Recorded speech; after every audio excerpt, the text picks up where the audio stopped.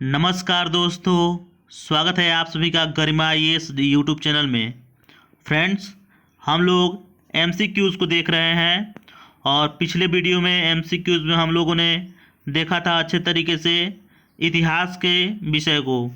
इसमें हम लोग देखेंगे भारतीय संविधान से संबंधित चीज़ों को। मैंने बताया था कि 10-10 प्रश्नों को मैं लेकर के आऊँगा, वे काफ़ी इम्पोर्टेंट होंगे और अलग अलग सब्जेक्ट से हम लेकर के देखने का भी प्रयास करेंगे। यह मुख्य रूप से 68th बीपीएससी से संबंधित ये सारे प्रश्न होंगे। फ्रेंड्स, ध्यान में रखिएगा, ये सारे प्रश्न काफ़ी इम्पोर्टेंट है क्योंकि ये सारे प्रश्न जो है फ्रेंड्स प्रीवियस ईयर में पूछे गए प्रश्न हैं और काफ़ी प्रश्न जो है दोहराए भी गए हैं, यानी 3 बार 4 बार पूछे गए हैं, तो इसलिए चांसेस बढ़ जाते हैं उन सारे प्रश्नों का। आप सभी को पता होनी चाहिए कि 20 से 25% प्रश्न जो है फ्रेंड्स पीसीएस एग्जाम में रिपीटेड होते हैं, यानी वे पिछले बार पूछे गए होते हैं। आइए हम लोग देखते हैं। इसमें फ्रेंड्स हम लोग 10 प्रश्नों को देखेंगे, यहाँ पर देख सकते हैं आप लोग। तो चलिए एक एक करके हम लोग देखने का प्रयास करते हैं। यहाँ पर मैंने लिखा है भारतीय संविधान। सबसे पहला प्रश्न है, आप लोग अपना आंसर जो है कमेंट बॉक्स में जरूर लिख सकते हैं। पहला जो है फ्रेंड्स प्रश्न, भारत का कार्यपालिका कौन है? कार्यपालिका ए में राष्ट्रपति, बी में प्रधानमंत्री, सी में भारत सरकार के मुख्य सचिव और डी में उपराष्ट्रपति।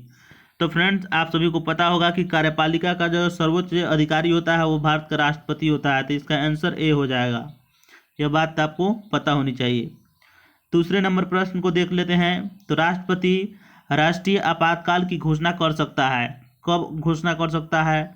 तो हथियारबंद विद्रोह के आधार पर, बाह्य आक्रमण के आधार पर, युद्ध के आधार पर, या उपयुक्त सभी। तो इसका आंसर डी हो जाएगा। इन तीनों में से कोई भी अगर स्थिति बनती है देश के अंदर, तो राष्ट्रपति जो है देश में आपातकाल की घोषणा कर सकता है। चलिए अगला प्रश्न देख लेते हैं। 3 नंबर प्रश्न। 3 नंबर प्रश्न जो है फ्रेंड्स, स्वतंत्र भारत के प्रथम राष्ट्रपति थे, यानी किस राज्य से थे? इसका ए में है उत्तर प्रदेश, बी में है आंध्र प्रदेश, सी में है बिहार और डी में तमिलनाडु से। तो इसका आंसर हो जाएगा बिहार से थे फ्रेंड्स। जीरादेई नामक एक जगह है बिहार में, सीवान जिला के जीरादेई नामक गांव से थे। 4 नंबर प्रश्न को देख लेते हैं। भारत का प्रधानमंत्री किसके प्रति जवाबदेह है? तो मंत्रिमंडल के प्रति, राष्ट्रपति के प्रति, लोकसभा के प्रति या राज्यसभा के प्रति? तो इसका आंसर फ्रेंड्स होगा लोकसभा के प्रति। ये याद रखिएगा, मंत्रिमंडल नहीं होगा और राष्ट्रपति भी नहीं होगा, और राज्यसभा की तो पूछना ही नहीं, वो तो नहीं होगा। 5 नंबर प्रश्न को देख सकते हैं। संघीय मंत्री परिषद के मंत्री उत्तरदायी होते हैं। संघीय मंत्री परिषद के मंत्री जो हैं उत्तरदायी होते हैं किसके प्रति? तो प्रधानमंत्री के प्रति, राष्ट्रपति के प्रति, संसद के प्रति या केवल लोकसभा के प्रति? तो इसका आंसर होगा डी, केवल लोकसभा के प्रति ही उत्तरदायी होता है। 6 नंबर प्रश्न को देख लेते हैं।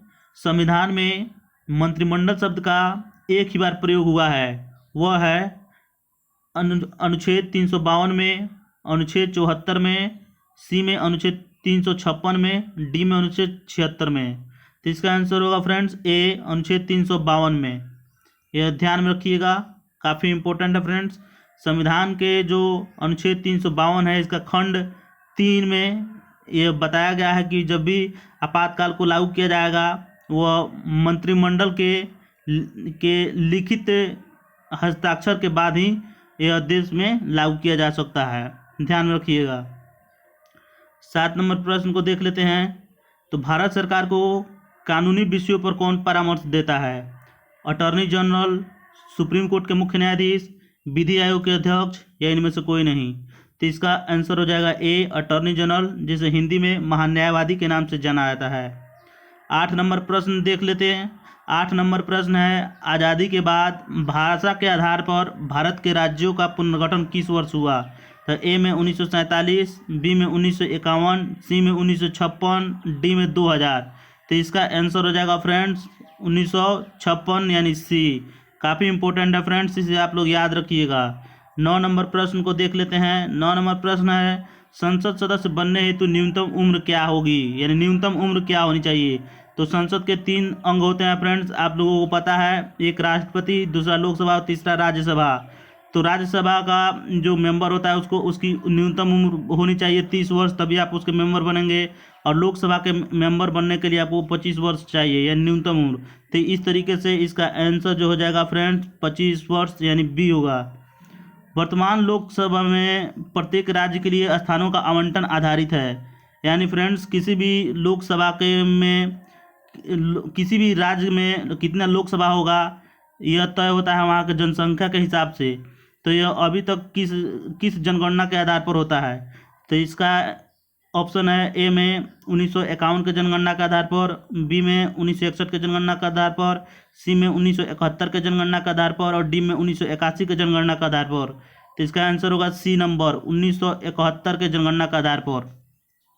तो ये फ्रेंड्स ये थे 10 प्रश्न। अच्छा लगा हो तो लाइक ज़रूर कीजिएगा, और किस विषय में अगला बार में वीडियो देखना चाहते हैं वो भी लिखिएगा, किस टॉपिक पर भी वीडियो देखना चाहते हैं वो भी लिखिएगा। मिलेंगे नेक्स्ट वीडियो में। नमस्कार, धन्यवाद।